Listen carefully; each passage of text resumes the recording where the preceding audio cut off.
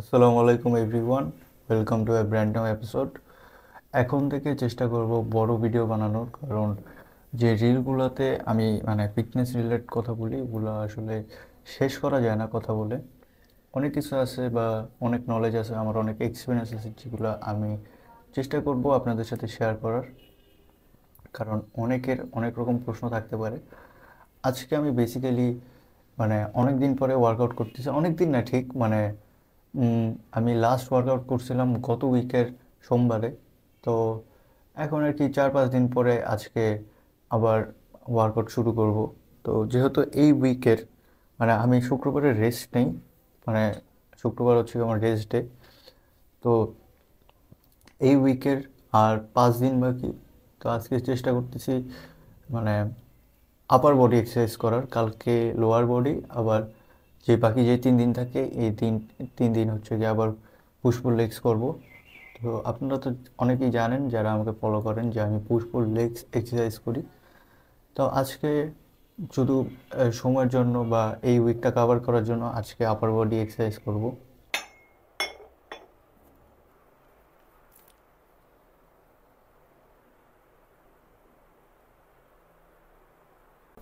আজকে যেহেতু আমি মানে আপার বডি এক্সারসাইজ করব, তো চেষ্টা করতেছি যে আপার বডি বেসিক্যালি ওয়েটেড চিন আপস, তারপরে ওয়েটেড ডিপস, আর বাইসেপসের একটা এক্সারসাইজ বা বাইসেপস কার্ল, আর ট্রাইসেপস ডাম্বেল ওভারহেড এক্সটেনশন, এই 4টে এক্সারসাইজ মারবো। আর এই 4টে এক্সারসাইজের সেট হবে হচ্ছে 2টা সেট, 2টা ওয়ার্কিং সেট। আর চেষ্টা করবো প্রথম একটা বা 2টা সেট হচ্ছে ওয়ার্ম আপ সেট রাখার।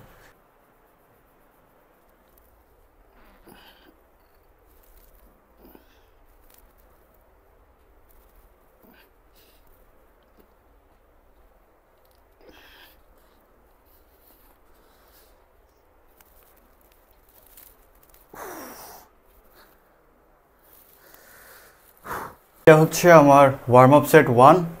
আর হয়তো বা একটা বা 2টা ওয়ার্ম আপ সেট করবো, এরপর হচ্ছে কি মেড ওয়ার্কআউটের দিকে যাবো। আমি যখন ওয়ার্ম আপ শুরু করি আর আমার ওয়ার্কিং সেটে ওয়ার্ম আপ থেকে যখন ওয়ার্কিং সেটে যাই, তখন আমি আসলে আস্তে আস্তে গ্র্যাজুয়ালি আমি আমার ওয়েটটা বাড়াই। হুট করে বাড়াই না। যেমন আমি বডি ওয়েট চিনে পুল আপ মারছি, এখন আমি হুট করেই হেভি ওয়েট লিফট করবো না, যাতে আমি একদম ইনজুরি ফ্রি থাকতে পারি। তো এইসব জিনিসগুলো আপনারা আপনাদের যে রুটিন আছে এই রুটিনে অ্যাড করতে পারেন।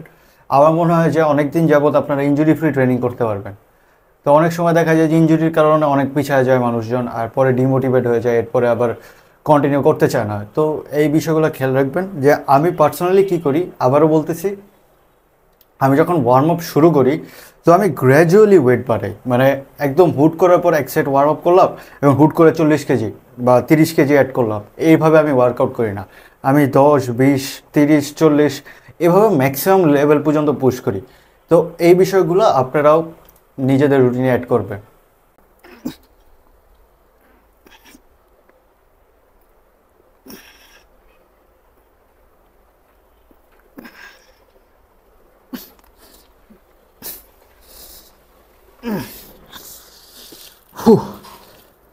ওয়ার্কআউট বেসিক্যালি খুব বেশি না, দেখা যায় যে ওয়ার্ম আপ করতে আমার যতটুকু টাইম লাগে আমি ওয়ার্ম আপে একটু বেশি টাইম দিই। এমনিতে আমার ওয়ার্কআউট তো সব 2 সেট, আর রেপও খুব একটা বেশি না, দেখা যায় যে 8 থেকে 10টার মাঝখানে রেপ রেঞ্জ থাকে। 30 কেজি এইটা হবে এখন হচ্ছে আমার ওয়ার্কিং সেট 1। এটার উপরে ডিপেন্ড করে যে আমি কি ওয়েট ইনক্রিজ করবো কি ইনক্রিজ করবো না। যদি এটাতে কমফোর্টেবলভাবে আমার 8 থেকে 10টা রেপ বের হয় তাহলে আমি ওয়েট ইনক্রিজ করবো, আদারওয়াইজ আমি সেম ওয়েটে আরেকটা সেট মারার চেষ্টা করব। দেখি এখন কয়টা কয়টা রেপ বের হয়। লাস্ট যে লাস্ট যে ব্যাক রুটিন ছিল, ওই সেশনে আমার 40 কেজি দিয়ে 8টা বা 9টা রেপ বের হয়েছিল।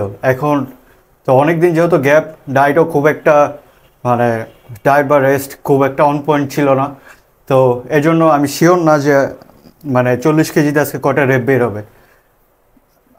এক্সপিরিয়েন্সের থেকে বলতে পারতেছি যে একটু হলেও টাফ হইতে পারে।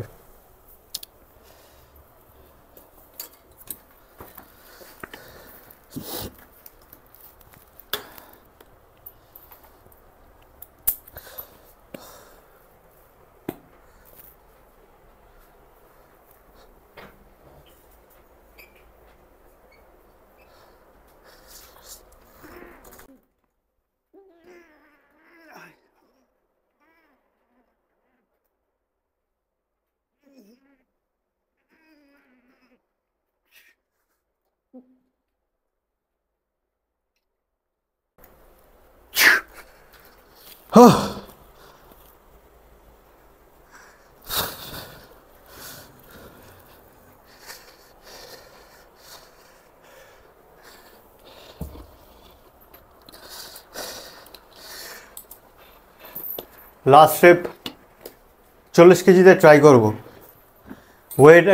এই ওয়েটে খুব একটা টাফ হয় নাই, তো এই জন্য লাস্টের যে 2 নম্বর যে ওয়ার্কিং সেটটা আছে সেটাতে 40 কেজি অ্যাড করব। যদি আমার 4টা থেকে 5টা ব্যাক সেশনের মধ্যে 40 কেজি দিয়ে ফ্লুয়েন্টলি পুল আপ হয় 10টা বা এর উপরে, দেন আমি 45 কেজি বা 50 কেজির দিয়ে প্র্যাকটিস করা শুরু করব। তো আমি সাধারণত এইভাবে প্র্যাকটিস করি আমার পার্সোনাল রেকর্ড ব্রেক করার জন্য। ওয়েট লিফটিংয়ে যখন জিমে ছিলাম তখন এভাবেই ওয়েট ইনক্রিজ করে করে স্ট্রেংথ বাড়াতাম।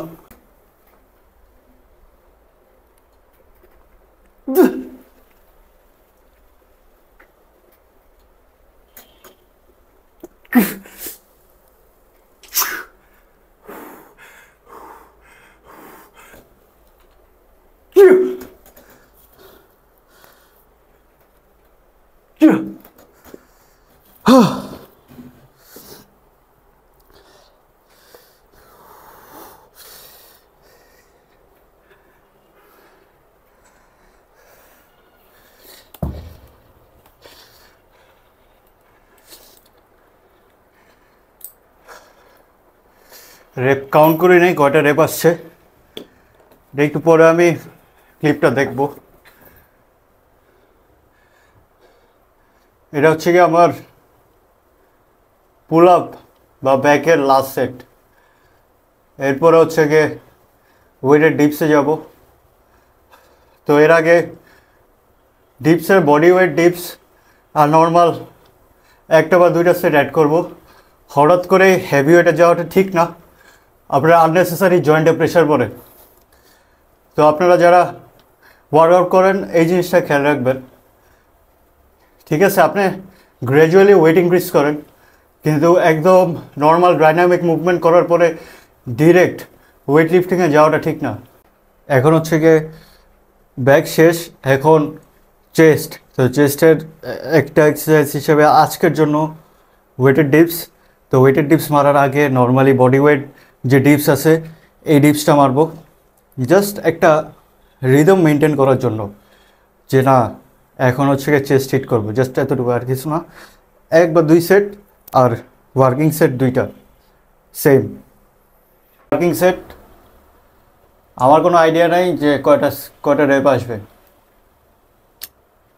যদি 10টার উপরে আসে তাহলে চিন্তা করব যে স্টিল ট্র্যাকে আসি, খুব একটা আহামরি, মানে খুব একটা এতদিন যে ওয়ার্কআউট করি নাই, খুব একটা আহামরি এফেক্ট পড়ে নাই। তো দেখি।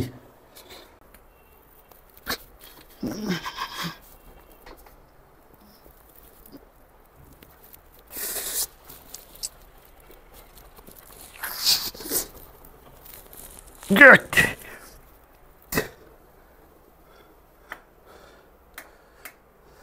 Fuck.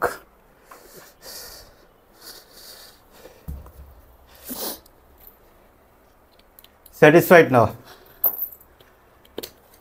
এটা 2টা কারণ হইতে পারে, যে আমি সবসময় পুশের দিন ওয়েটেড ডিপস দিয়ে আগে শুরু করি। তো তখন একটা জিনিস আমি ট্র্যাকে রাখছি যে না 40 কেজি দিয়ে আমার এতগুলা রেপ বের হয়েছে, কিন্তু আজকে ওয়েটেড পুল আপস মারার পরে ওয়েটেড ডিপস মারছি, তো এনার্জি একটু ওদিকে চলে গেছে, এটা স্বাভাবিক। বাকি আমি আবার রেপ কাউন্ট করি নাই, আমার এই ক্লিপটা দেখতে হবে যে রেপ কয়টা আসছে। বাট ফর্ম আর যেই ফিলটা আসছে খুব একটা স্ট্রং ফিল করি নাই এই সেটটাতে। তো দেখি, এটা ঠিক হয়ে যাবে মেবি এই উইক। নেক্সট উইকে আবার ট্র্যাকে এসে পড়বো। আমি এই সেটটা দেখলাম, এই সেটটা একটু টাফ ছিল, ওয়ার্কআউটের ফর্মও হয় নাই ঠিক মতো, যে ডেপটাও ঠিক মতো হয়নি, কন্ট্রোল ছিল না আমার ওয়েটের সাথে। তো ডিসাইড করছি যে এই সেটটা, যেটা সেকেন্ড ওয়ার্কিং সেট, এই সেটটাতে আমি ওয়েট কমাবো। 40 কেজির জায়গায় হয়তো বা 30 কেজিতে মারবো, তখন দেখবো যে পারফরমেন্সটা কীরকম। তো আপনার মানে মাসেল বিল্ডিংয়ের ক্ষেত্রে আপনাকে 2টা জিনিসই মানে কম্বিনেশনে রাখতে হবে। একটা হচ্ছে কি আপনার স্ট্রেংথ, একটা হচ্ছে কি আপনার হাইপারট্রফি। তো মাসেল মাইন্ড অবশ্যই যত ভালো হবে আপনার মাসেল গেইন হবে। তো এরকম যাতে মেনটেন করবেন, এটা আমার পার্সোনাল ওপিনিয়ন, আপনাদেরটা অন্যরকম হতে পারে। আমার যে জিনিসটা, যে আমার স্ট্রেংথ আর আমার যে ফিজিক, এই দুইটার একটা সেম প্ল্যাটফর্মের মধ্যে দুইটা থাকবে। এমন যাতে না হয় যে না আমার ফিজিক দেখতে অনেক সুন্দর কিন্তু আমার স্ট্রেংথ নাই, আবার যাতে এরকম না হয় যে না আমার স্ট্রেংথ অনেক বেশি কিন্তু ফিজিক নাই। দুইটারই একটা কম্বিনেশন আপনার থাকতে হবে। তো এইটার জন্য ফার্স্টে আমি চেষ্টা করছিলাম 40 কেজি যে ভাবছিলাম পারবো, কিন্তু পারি নাই। আহ, নিজের মন মতো পারি নাই। যেরকম কন্ট্রোল নিয়ে আমি সবসময় ওয়ার্কআউট করি বা সবসময় এই সেটটা পারফর্ম করি, ওই কন্ট্রোলটা ছিল না। আশা করি মানে 2-1 দিন পরে এই স্ট্রেংথটা আমি পাবো। আর অনেকের একটা প্রশ্ন আছে যে ভাইয়া আমি যদি ওয়ার্কআউট অনেক দিন যাবত করি কিন্তু আমি যদি মাঝে একটা গ্যাপ দেই, সেই ক্ষেত্রে কি আমার বডি চলে যাবে? তো হ্যাঁ, এটা অনেকের ক্ষেত্রে মানে এক একজনের পার্সপেক্টিভ থেকে বা এক একজনের যেই শরীরের গঠন, সেটা মানে অ্যান্সারটা আসলে ডিফারেন্ট আসে। এখন আমি গত 3 বছরে টানা ওয়ার্কআউট করছি। এখন যদি আমি মানে 10 দিন বা 15 দিনের একটা রেস্ট নেই, আমার খুব একটা মানে এফেক্ট পড়বে না বডিতে। হ্যাঁ, এটা সত্যি কথা যে হ্যাঁ মানে মাসেল পাম্প হবে না, মানে মাসেলটা অনেক ফ্ল্যাট থাকবে, দেখতে অনেক ফ্ল্যাট লাগবে। সবসময় যে একটা সুন্দর একটা রাউন্ড শেপ থাকে, সবসময় একটা সুন্দর মানে পাম্প থাকে, এই জিনিসটা থাকবে না। আবার যারা মনে করেন যে শুরুই করছেন, মাত্র 2-3 মাস হয়েছে শুরু করছেন, এখনই 15 দিন 20 দিনের গ্যাপ নিয়ে নিচ্ছেন, তাদের ক্ষেত্রে আবার ডিফারেন্ট অ্যান্সার যে হ্যাঁ তাদের ক্ষেত্রে আপনারা যতটুকু গেইন করছেন আপনারা এটা হারানোর সম্ভাবনাও বেশি। যে হইতে পারে যে হ্যাঁ ট্রাইসেপসে একটু কাট বের হয়েছে, আপনি 10 বা 15 দিন ওয়ার্কআউট থেকে দূরে ছিলেন, পরে দেখতেছেন যে হ্যাঁ এই জায়গা আবার একটু ফ্যাট জমে গেছে, এই জায়গার যে এই শেপটা আগের মতো নাই। তো এই জিনিসটা মানে এই জিনিসটা ম্যাটার করে। আর সবসময় যেটা মানে আমি যে জিনিসটা রিসার্চ করছিলাম একবার, যে মানে মানে ওয়ার্কআউটের যখন আমি লম্বা গ্যাপ দিব তখন মাসেল কি চলে যাবে নাকি? হ্যাঁ অবশ্যই চলে যায়। কারণ আপনার মাসেল ম্যাস, আপনার যদি অতিরিক্ত মানে কসরত না করেন বা অতিরিক্ত পরিশ্রম না করেন, আপনার বডি শুধুই এত মাসেল ম্যাস ধরে রাখবে না। যত আপনার সেলগুলো ক্ষতি হয়, মানে যেসব সেলগুলো আপনার ক্ষয় হয়, ওইসব সেলে দিয়ে দিবে। মানে সিম্পল ওয়ার্ডে মানে আপনার ব্রেনে চলে যাবে। কারণ আমরা কোনো না সবসময় কোনো না কিছু চিন্তা করি, কোনো কিছু নিয়ে আমরা অনেক মানে মানে ওই জিনিসটা নিয়ে চিন্তা করি, আমাদের ব্রেন ম্যাক্সিমাম সময় অনেক বেশি অ্যাক্টিভ থাকে। তো এই জিনিসগুলো কারণে হইতে পারে যে আপনার মানে আপনি যখন ওয়ার্কআউট ছেড়ে দিবেন বা আপনি যখন হাই ইন্টেন্সিটি বা স্ট্রেংথ ট্রেনিং ছেড়ে দিবেন, আপনার বডিতে এত মাসেল মাস থাকবে না, কারণ আপনার ওই মাসেলগুলো কোনো ইউজ নাই। তো আমাদের বডির ফাংশনটা এরকম যে মানে অতিরিক্ত যেসব মাসেলগুলো ইউজ হয় না, ওইসব মাসেল আমাদের বডি মানে ধরে রাখে না। এগুলা অন্য ওইসব সেলে দিয়ে দেয় যেসব সেলগুলা ক্ষয় হতে থাকে, যেসব সেলে রিপেয়ার করা প্রয়োজন। তো এইভাবে হচ্ছে কি কাজ করে এই জিনিসটা। এটা আমার বানানো না, আমি একটা জায়গায় পড়ছিলাম। আবার যদি কোনো দিন রিসার্চ করি, এটা আমি আমার ভিডিওতে অ্যাড করে দিব।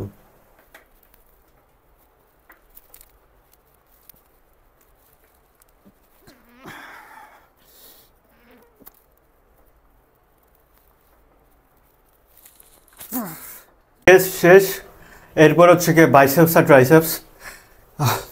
বাইসেপসের আমি সবসময় 2টা আইটেম পারি, 2 সেট। আজকে একটা আইটেম মারবো 2 সেট, আর ট্রাইসেপসের একটা আইটেম মারবো 2 সেট। এখন এখন হচ্ছে কি বাইসেপস মারবো 2টা সেট। দেখি আগে এক সেটে কটা রেপ বের হয়।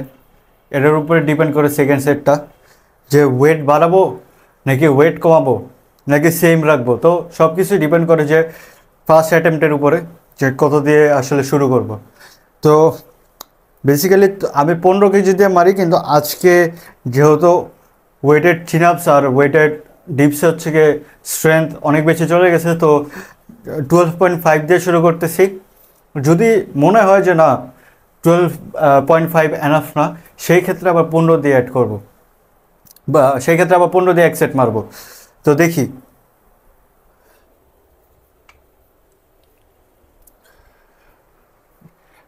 টার্গেট থাকবে অবশ্যই 12টা বা 15টা রেপ বের করার।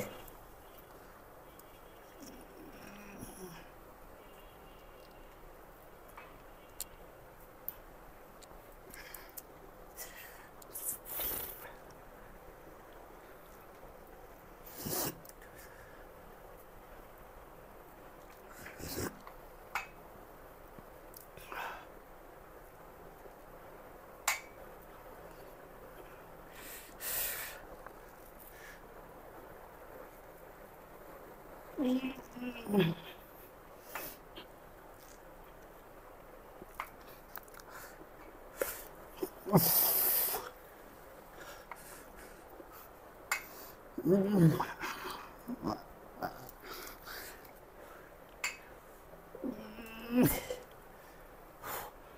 Number rape.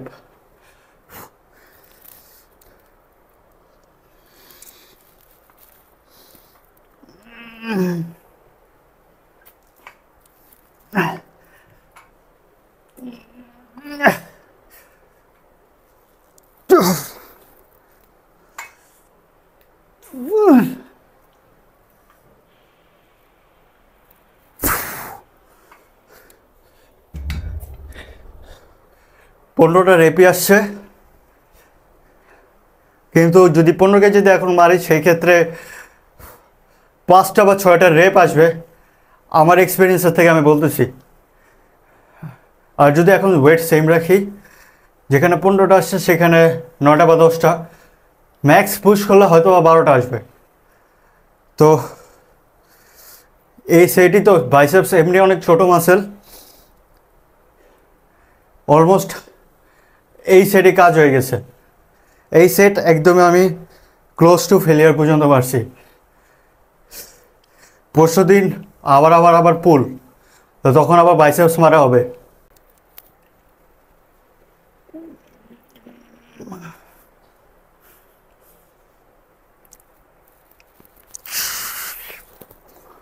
এটা হচ্ছে কি আমার আজকের দিনের শেষ ওয়ার্কআউট, ট্রাইসেপস এক্সটেনশন। এরপরে কালকে আবার লেগস। তো এরপরের থেকে আবার সেম রুটিনে আমি ওয়ার্কআউট করব, পুশ পুল লেগস। তো ট্রাইসেপসে ট্রাইসেপসের জন্য হচ্ছে কি আমি বেসিক্যালি, মানে যারা আমার ভিডিওতে দেখে নেয়, মানে আমি তাদের জন্য একটু বলি, ট্রাইসেপসে আমি বেসিক্যালি ওয়েটেড ডিপসের উপর ফোকাস দিই। পুশের দিন পুশ আপস মারি, আর এই হচ্ছে কি ট্রাইসেপস এক্সটেনশন, আর কিছু মারি না। আমার মনে হয় না আর কিছু মারা দরকার আছে। ইন জেনারেল যদি আপনার বডি বিল্ডিং কনসেপ্টে থাকে যে না আপনি বডি বিল্ডিং করবেন, আপনার মাসেল সাইজ ছোট, তখন আপনি ভেরিয়েশন অ্যাড করবেন, তখন আপনি আইসোলেশন করার পরে মাসেলটাকে ফোকাস দিবেন। বাট ইন জেনারেল এই 2-3টা এক্সারসাইজ ঠিক আছে, মানে মাসেল গ্রোথের জন্য বলেন, বা আপনি যখন নর্মালি ফিট থাকবেন, এসবের ক্ষেত্রে 2-3টা এক্সারসাইজ ঠিক আছে। খুব একটা বেশি আইসোলেশন করার দরকার নেই, আপনি নর্মাল বেসিকের মধ্যে থাকবেন, আর ফ্যান্সি ওয়ার্কআউটের থেকে দূরে থাকবেন।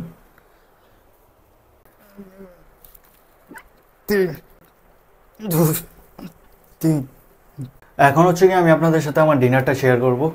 ডিনারটা বেসিক্যালি হচ্ছে গিয়ে মানে 2 পিস চিকেন। যদি চিকেনটাকে 8 পিস করা হয়, সেই 8 পিসের মধ্যে 2 পিস চিকেন। আর মানে চেষ্টা করি যে 150 থেকে 200 গ্রামের মতো ভাত, একটু প্লাস বা মাইনাস হয়, কোনো দিন 250 গ্রাম হয়, বা কোনো দিন মানে এরকমই 150 গ্রামের নিচে হয় না সাধারণত। কারণ দেখা যায় যে এটা আমি কার্বসটাকে একটু ফ্ল্যাকচুয়েট করি এই কারণ ডেইলি অ্যাক্টিভিটি সেম না। ডেইলি মনে করেন যে ডেইলি যদি আমি সেম অ্যামাউন্টে অ্যাক্টিভিটি করতাম, তাহলে আমার ডায়েটটি আমি মানে মেনটেন করতে পারতাম, মানে একদম স্পেসিফিক। বাট চেষ্টা করি যে মানে একটু স্পেস দেওয়ার। অনেক ক্ষেত্রে অনেক টাইমে দেখা যায় যে অ্যাক্টিভিটির লেভেল অনেক বেশি বেড়ে গেছে, কিন্তু কার্বস কম খাওয়ার কারণে মাসেল ফ্ল্যাট দেখা যাচ্ছে। ওই জিনিসটা পছন্দ না আমার পার্সোনালি। তাই হচ্ছে কি এমন একটা ভাবে আমি জিনিসটাকে রাখি যাতে আমার মাসেলগুলোতেও ফুলনেস আসে, আর আমার যাতে মানে মানে নর্মালি যাতে ওয়ার্কআউটেও যাতে আমি এনার্জেটিক ফিল করি। তো এইসব কারণে হচ্ছে কি আমি আমার কার্বসটাকেও সেমভাবে মেনটেন করি।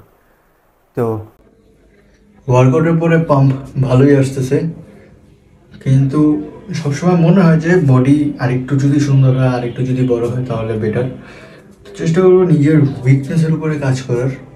আমার যেমন মানে ট্র্যাপসটা উইক আমি যেটা মনে করি, বাকি চেস্ট আরেকটু যদি মানে ইন ডিটেলসে সবই যদি একটু সুন্দর হয়, সবই যদি একটু বড় হয়, তাহলে আমার কাছে মনে হয় আরেকটু সুন্দর লাগবে।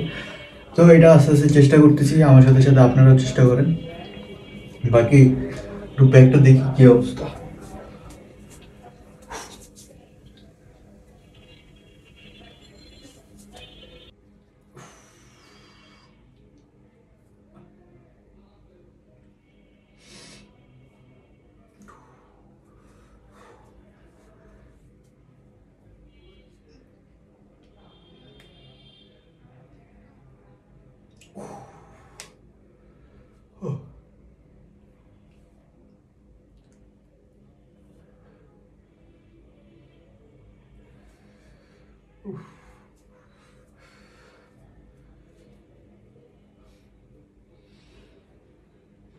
আজকের জন্য ওয়ার্কআউট এখানেই শেষ, এরপরে ডিনার করব। তো আজকের জন্য এতটুকুই। Time to do it again tomorrow.